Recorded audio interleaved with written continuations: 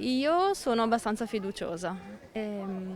Sì, cioè io mi fido personalmente. Forse è venuto il momento di potersi liberare da questa cosa, insomma.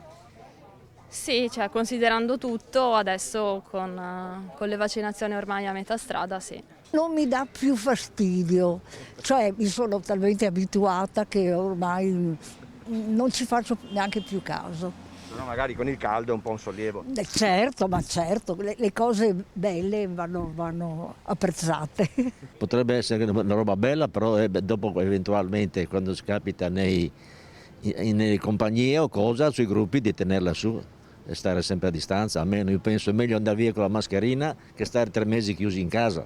Io sono contento, però per una questione tecnica che vediamo in giro che non c'è ancora molta gente che deve ancora vaccinarsi, io consiglierei dove c'è un po' di confusione di tenere la mascherina. Cosa dite? Che ci vuole prudenza lo stesso. Perché, signora?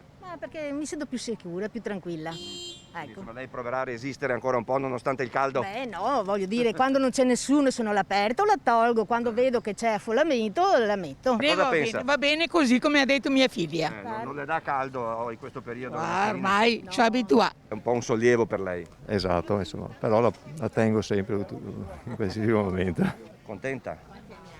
Beh sì, è una liberazione in qualche modo. Bisogna comunque stare sempre attenti alla vicinanza, diciamo.